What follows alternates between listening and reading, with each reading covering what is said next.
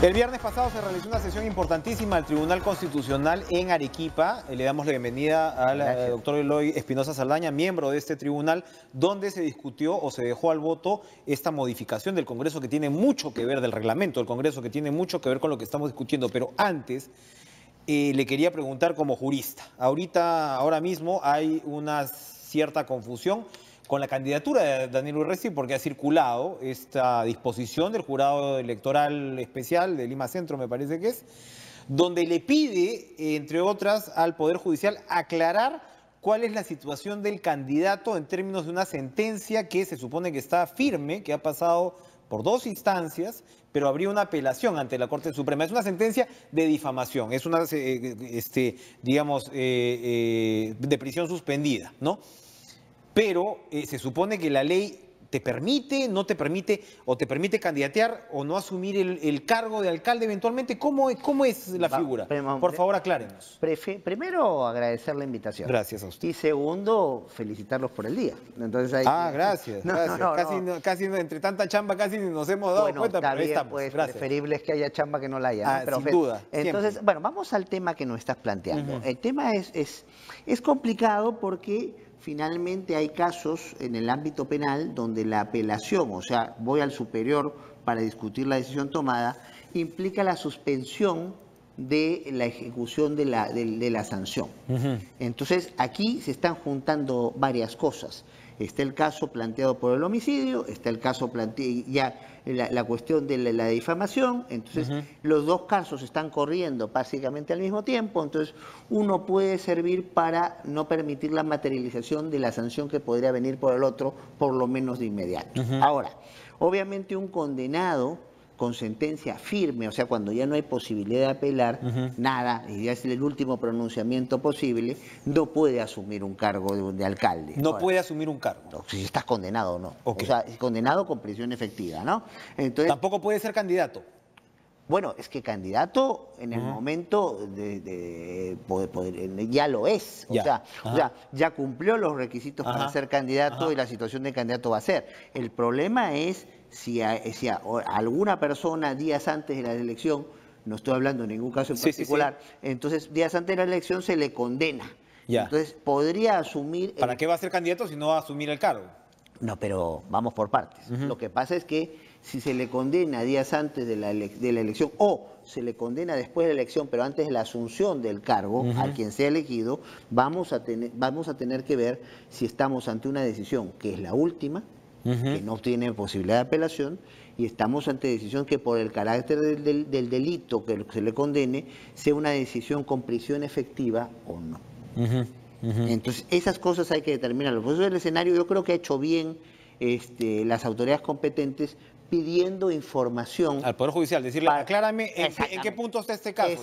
¿Ya es sentencia firme? Exactamente, porque si no va a poderse plantear la posibilidad de tener claridad no solo para un candidato, sino en la eventualidad que ese candidato sea elegido, su situación posterior. Entonces, eso tiene que aclararse, y creo que se ha hecho bien pidiendo la aclaración. Y evidentemente el Poder Judicial tendría que definir esa aclaración ya, o sea, decirle, está obligado. Estamos hablando de una lectura de sentencia que se va a hacer el día jueves. Eso es el día jueves, el caso del homicidio. Y el caso de la difamación, no sabemos si la sentencia es firme o no. Así es, pero finalmente, teniendo una elección el fin de semana sobre un candidato, tenemos que tener claro cuál es su situación. El Perú. Y el Perú también está muy pendiente de lo que va a resolver la sala que usted integra sobre el cambio del reglamento del Congreso, que dispone, sobre todo, te dice, bueno, si los ministros repitieron el plato, no hay crisis total de gabinete, es decir, se habría disparado solamente, o no se habría disparado ninguna bala, ¿no? En el caso de, ¿no?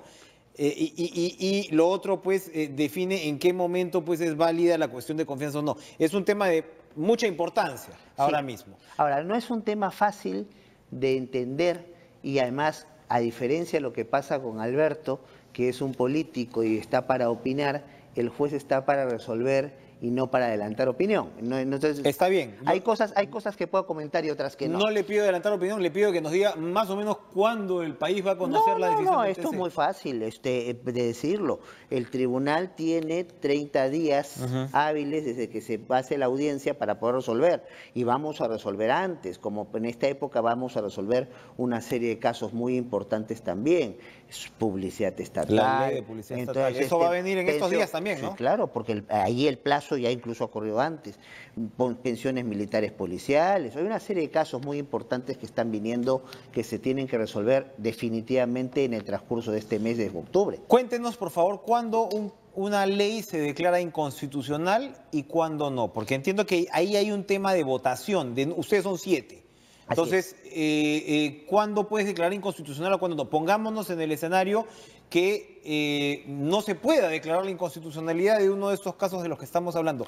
¿Qué ocurre? Bueno, vamos por partes. En realidad, lo que tiene que entenderse es que la labor del juez constitucional, en principio, es tratar de comprender las cosas de manera conforme a la Constitución, tratar de salvar la constitucionalidad de los actos y las normas. Por eso, muchas veces la alternativa no es declarar una norma inconstitucional, sino hacer lo que se llama las sentencias interpretativas. A ver, Enrique, lo explico más sencillo.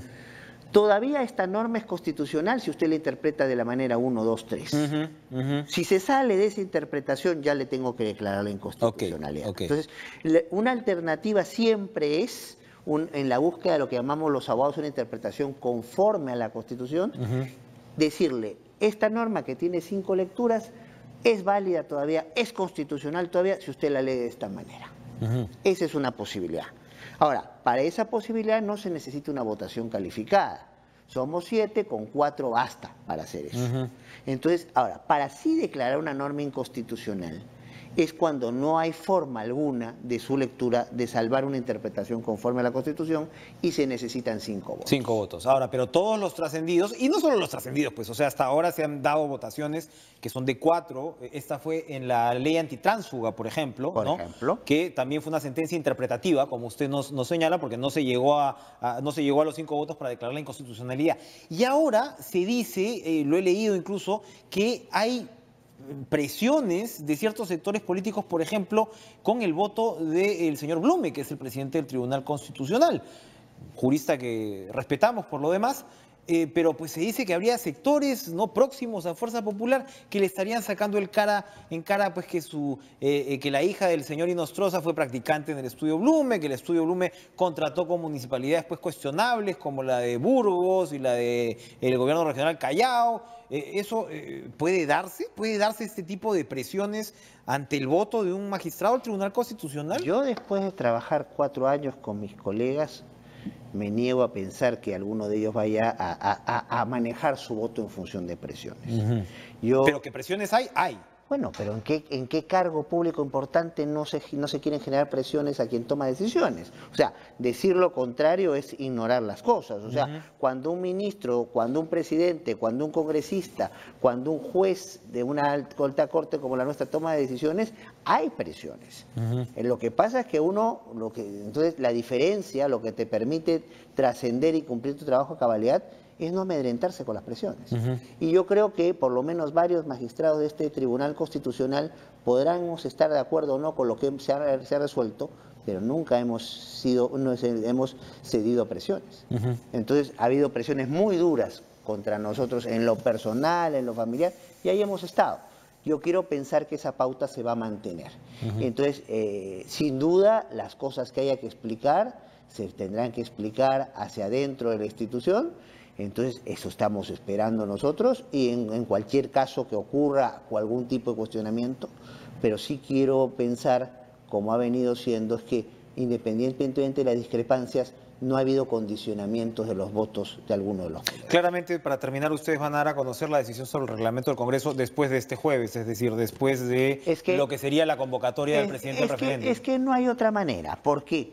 Porque finalmente, entonces, la primera sesión que vamos a tener para discutir temas jurisdiccionales, pues mañana vamos a discutir temas administrativos, porque todas estas instituciones tenemos pues un presupuesto que manejar, reglamentos internos que aprobar.